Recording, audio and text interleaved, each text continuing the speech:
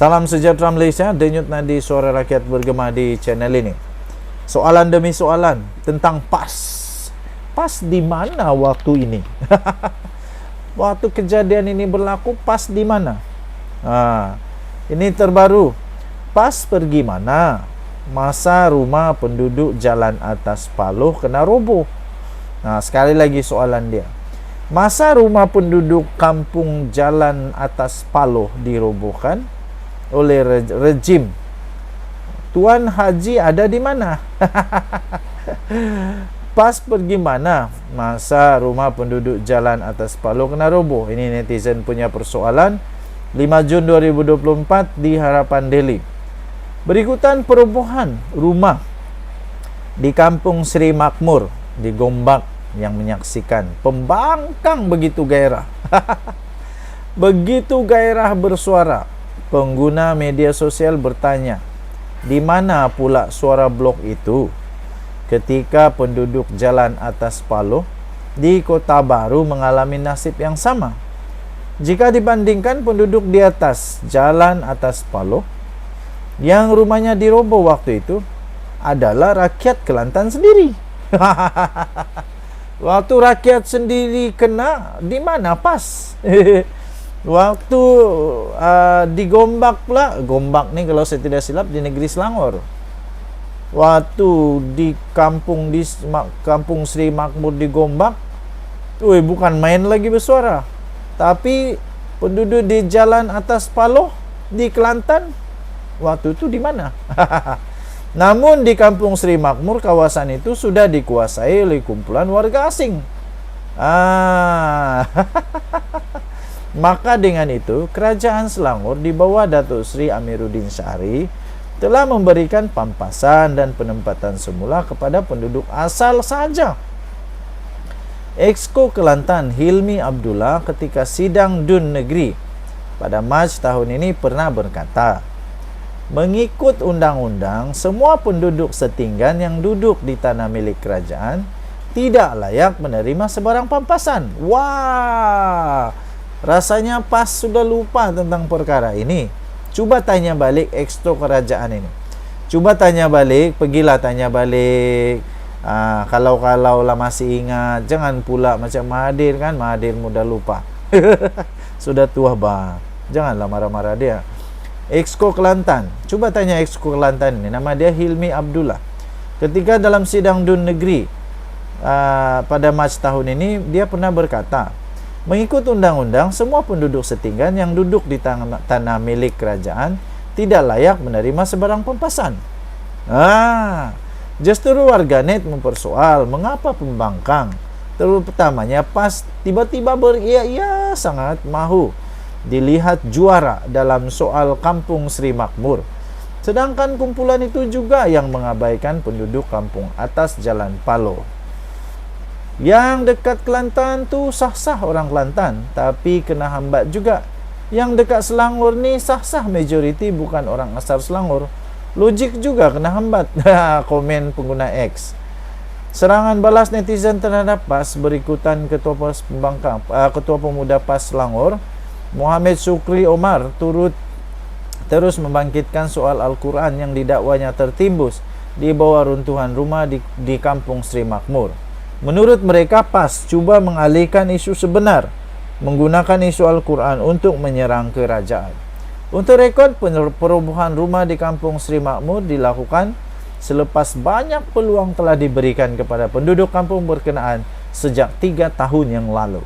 Notis berpindah dari perkampungan itu juga sebenarnya telah dikeluarkan lebih awal sejak 2006, namun terdapat penduduk yang enggan mematuhi arahan berkenaan. Untuk mendapatkan berita lengkap, sila layari harapandaily.com 5 Jun 2024. Tajuk, PAS pergi mana masa rumah penduduk jalan atas Paloh kena roboh? Netizen tanya. Kita jumpa lagi, bye-bye. Salam sejahtera Malaysia. Denyut nadi suara rakyat bergema di channel ini. Paling mengejutkan, pegawai JAIPS dan imam masjid di Reman didakwa terima rasuah lebih 1 juta ringgit Malaysia seorang. Wow. Ini harapkan pegar makan padi. Kita mengharapkan mereka dapat membantu manusia yang lain untuk hidup dengan benar, seperti yang Tuhan mau. Tiba-tiba mereka pula yang buat hal. Pegawai Jaibs dan imam masjid di Reman terima rasuah 1 juta seorang. Wow, kalau mereka pun boleh terima rasuah, bayangkan orang yang tidak ada pengetahuan tentang agama. Pegawai kanan Jabatan Hal Ehwal Agama Islam Perlis. Perlis lagi. Pegawai kanan Jabatan Hal Ehwal Agama Islam Perlis. Perlis lagi. Perlis lagi. Ini memang bikin pening kepala lah kepada PAS. Perlis lagi. Belum pun selesai Menteri Besar Perlis punya kes, ini diperlis lagi. Pegawai kanan Jaibs dan imam sebuah masjid di Kangar diperlis, di Reman selepas didakwa menerima rasuah berjumlah Rp1.183.140 macam mana mau sebut ni, Rp1.183.140 berhubung pengurusan pendaftaran pernikahan di negeri itu sejak 2 tahun lalu. Siapa yang memerintah sekarang? Menurut laporan, 3 individu termasuk anak kepada imam masjid akan direman selama 5 hari sehingga 9 Jun ini bagi membantu siasatan berhubung penerimaan suapan sejak April 2022 sehingga Jun 2023. Ketiga-tiganya yang berusia 25 hingga 52 tahun ditahan oleh Suruhanjaya Pencegahan Rasuah Malaysia SPRM Negeri Perlis di beberapa lokasi berasingan di Kangar semalam, lapor harian Metro. Memang selepas ini lebih parah lah, lebih teruk lah. Menteri Besar Perlis didesak untuk letak jawatan. Mungkin ada betulnya, perlulah dia letak jawatan kerana ini betul-betul tidak disangka berlaku. Perintah reman telah dikeluarkan oleh Magistrat Ana Rozana Muhammad Nur selepas ketiga-tiganya dibawa ke Mahkamah Magistrat Kangar hari ini. Sumber SPRM berkata dalang yang bertugas sebagai penjawat awam berusia 45 tahun ditahan di Pejabat Jaibs jam 4.10 petang. Manakala 2 lagi ditahan di Pejabat SPRM Perlis di Kangar jam 6 hingga 6.15 petang selepas dipanggil untuk memberi keterangan. Dalang dipercayai bekerjasama dengan imam masjid dan anak kepada imam berkenaan. Ini barulah memang satu family. Imam masjid dan anak kepada imam berkenaan yang juga pemilik sebuah syarikat yang bertindak sebagai perunding dalam menguruskan urusan pernikahan di Perlis.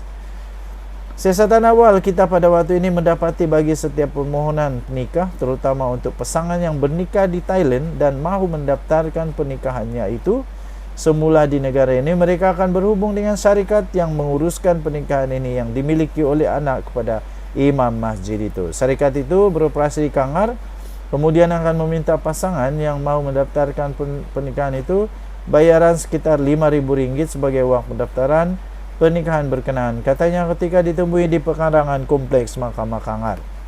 Katanya daripada jumlah itu RM2.000 akan dibayar kepada dalang, yaitu pegawai Jaib sebagai wang denda pasangan terbabit kerana bernikah di Thailand.